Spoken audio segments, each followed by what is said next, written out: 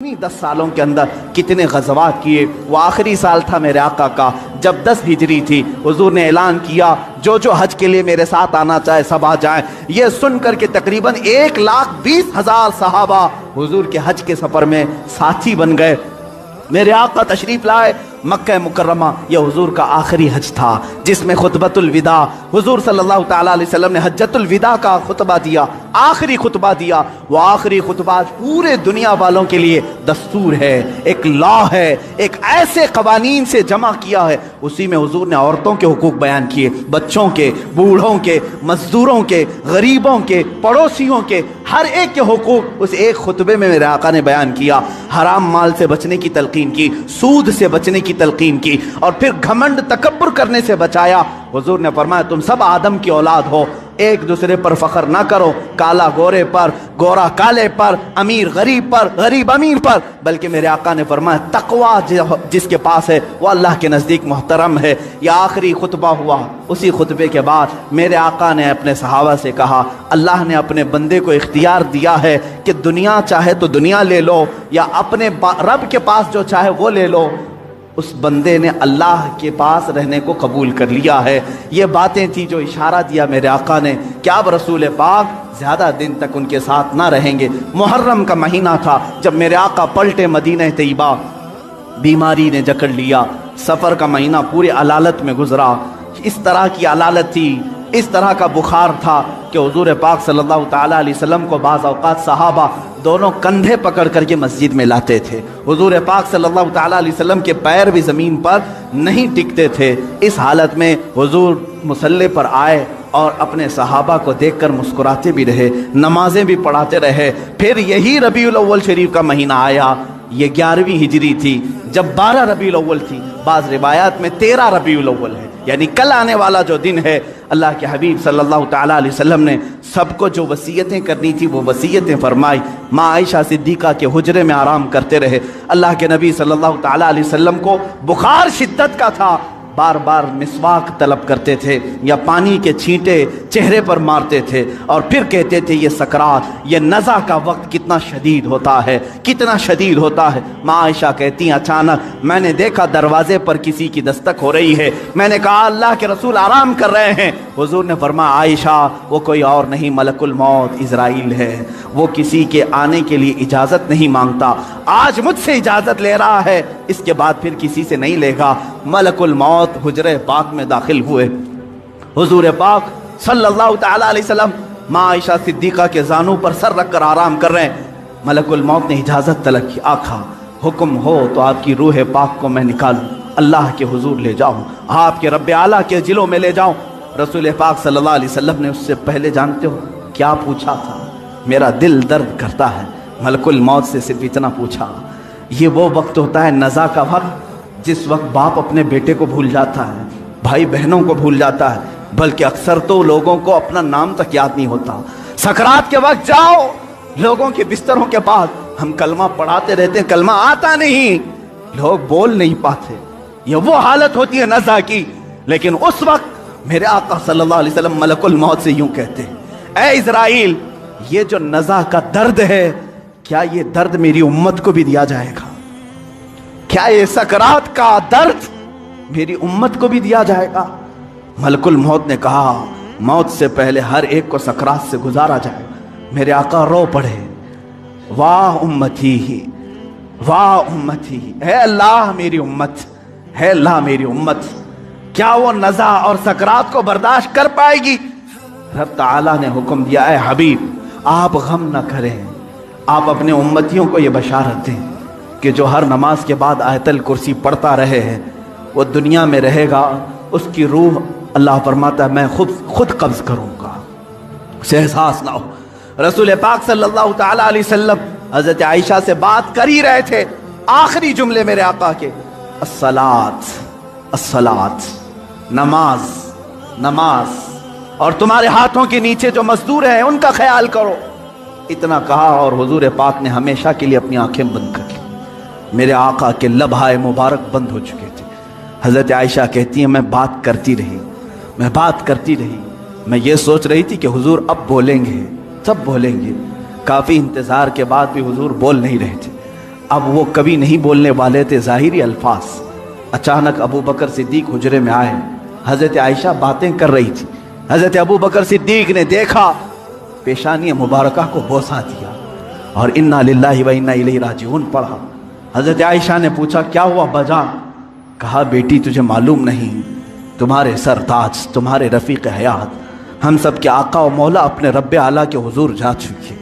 حضرت عائشہ کہتی ہیں پہلی مرتبہ میں نے کسی کو اپنے سامنے روح قبض ہوتے دیکھا. میں تو یہ محسوس کر رہی تھی کہ حضور بخار کی وجہ سے چپ ہیں, پھر بولیں گے. سیدہ کائنات فاطمۃ الزہرا سلام اللہ علیہا آئی. وہ خاندان میں تنہا باقی تھیں. حضور کی ساری اولاد ان کے سامنے فوت ہو چکی تھی. حضرت فاطمہ اکیلی رہ گئی تھی. حضرت فاطمہ نے حضور پاک کے جسم ناز کو دیکھا تو کہا اے بار الہ, زندگی میں آج سے پہلے یا آج کے بعد اس سے زیادہ کٹھن دن مجھ پر کبھی نہیں آیا, فاطمہ پر اس سے زیادہ بوجھل دن کبھی نہیں آیا. جب فاطمہ نے اپنے عزیز از جان باپ کو اپنے سامنے موت کی آغوش میں دیکھ رہی ہے, رسول پاک صلی اللہ تعالیٰ علیہ وسلم کے صحابہ نے میرے آقا صلی اللہ تعالیٰ علیہ وسلم کی ایک کے بعد دیگر زیارت کی. صحابہ کی کیا کیفیت رہی, 14 صدیوں کے بعد آج ہم روتے ہیں میرے آقا کی وفات کو سن کر. وہ آفتاب عالم ہمارے درمیان سے روپوش ہوا, وہ مہتاب رسالت غروب اگرچہ ہوا, لیکن آج بھی جب واقعات سنتے ہیں تو روتے ہیں. صحابہ کی کیا کیفیت رہی ہوئی, یہی کیفیت تھی. حضرت عثمان تو کسی سے بات کرنا ہی چھوڑ چکے تھے, انہیں کوئی اٹھاتا تو اٹھتے نہیں, بٹھاتا تو بیٹھتے نہیں. حضرت عمر کا حال یہ تھا کہ وہ ننگی تلوار نکال کر کہتے خبردار, اگر کوئی کہہ دیا کہ میرا رسول انتقال کر گیا میں اس کی گردن اڑا دوں گا. میرے حبیب کا انتقال نہیں ہوا, وہ اپنے رب سے ملنے کے لیے گئے, واپس آئیں گے. حضرت عمر مدینے میں اس طرح گھوم رہے تھے. عزیزان گرامی وقار, رسول پاک صلی اللہ تعالیٰ علیہ وسلم پیر کے دن انتقال فرمائے اور بدھ کے دن تک آپ کا جسم مقدس رکھا گیا. جماعتیں آتی رہیں, پڑھتی رہیں, ملائکہ نے جنازہ پڑھا. بدھ کے دن میرے آقا صلی اللہ تعالیٰ علیہ وسلم کو صحابہ نے اٹھایا اور اسی حجرے میں جہاں ماں عائشہ صدیقہ کا گھر تھا, حضور پاک صلی اللہ علیہ وسلم کی قبر مبارکہ کھودی گئی, لحد بنائی گئی جو ایل شیپ میں ہوتی ہے, حضور کو پسند تھی. لحد مبارکہ میں رکھا گیا. اترنے والوں میں حضرت علی بھی تھے, حضرت عباس بھی تھے. فرماتے ہیں جب قبر مبارک میں آخری مرتبہ رکھا گیا, صحابہ کا مجمع تھا, بھیڑ تھی, ایک آخری نظر اس آفتاب رسالت پر ڈال لے.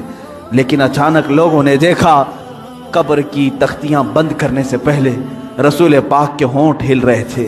حضرت عباس کہتے میں نے کان لگایا, اس وقت رسول پاک کہہ رہے تھے امتی امتی رب اغفر لامتی فانہم لا یعلمون. اے مولا میری امت کو معاف کر دے, وہ مجھے نہیں پہچانتی. اے اللہ میری امت کو معاف کر دے, وہ مجھے نہیں پہچانتی.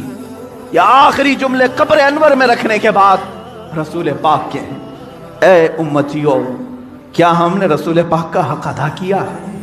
کیا ہم نے ان کو سال میں ایک مرتبہ یاد کر کے یہ سوچا کہ ان کو کہ رات کے کھڑی ہوئی عبادتوں کا ہم نے صلہ دے دیا؟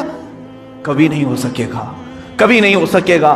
قبر مبارکہ بند کر دی گئی, ہمیشہ کے لیے بند ہو گئی, لیکن لحد کا وہ ٹکڑا عرش اعظم سے بھی افضل بنا. نفس گم کردہ می آیت جنید و بایزیدی جا. وہ قبر اثر آج بھی ہم مسلمانوں کے روح کی ٹھنڈک ہے. وہ ہرا گنبد جو رسول پاک کے مسکن کے اوپر اپنی جگمگاہٹ بکھیر رہا ہے, وہ کروڑوں عاشقوں کی آنکھوں کا تارا بنا ہوا ہے, ہمارے دل کا سکون ہے.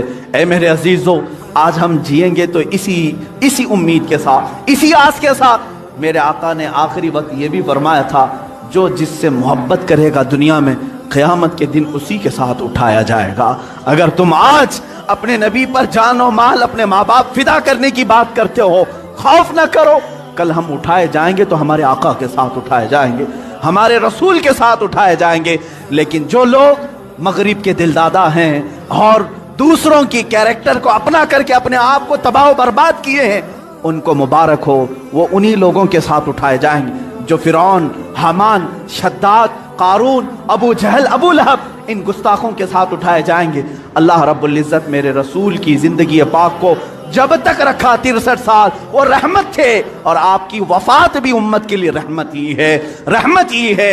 और अल्लाह ताला उनकी बरकत से उम्मत को अजाब देने से महफूज रखा है। मेरे अजीज़ों में पैदाइश से लेकर मेरे आका की वफात तक की बातें सिर्फ मुख्तसर से एक वक्त में घेरा, लेकिन हुजूर पाक की हकीकत तो ये है, ला युमकिनु सनाउ कमा काना हक़्क़ुहु बादस खुदा बुजुर्ग तो ये किस्सा मुख्तसर, आपकी सना तो मुमकिन ही नहीं है या रसूल अल्लाह। हासिल कलाम ये है, खुदा के बाद अगर कोई मर्तबा है आका वो आपका मर्तबा है या रसूल अल्लाह। आपके दरबार में मैं ये आखिरी अल्फाज ये कहता हूँ, आज की मीलाद के दिन सरवर कहूँ कि मालिक व मौला कहूँ तुझे, बाग़े खलील का गुले ज़ैबा कहूँ तुझे, अल्लाह रे तेरे जिस्म मुनव्वर की ताबिशें, ऐ जाने जा मैं जाने तजल्ला कहूँ तुझे या रसूल अल्लाह। तेरे तो बस ऐबे तनाही से हैं बरी, हैरान हूँ मेरे शाह मैं क्या क्या कहूँ तुझे, लेकिन रज़ा ने ख़त्मे सुखन इस पे कर दिया, खालिक का बंदा खल्क का आका कहूँ तुझे या रसूल अल्लाह। इस फख्र के साथ मैं जीता हूँ, हश्र तक डालेंगे हम पैदाइश मौला की धो, मिस्ल फारस नजद के किले गिराते जाएंगे, खाक हो जाएं अदू खाक हो जाएं दुश्मन जल कर, मगर हम तो रजा दम में जब तक दम है जिक्र उनका सुनाते जाएंगे। व आखिरु दावाना अनिल हम्दुलिल्लाहि रब्बिल आलमीन।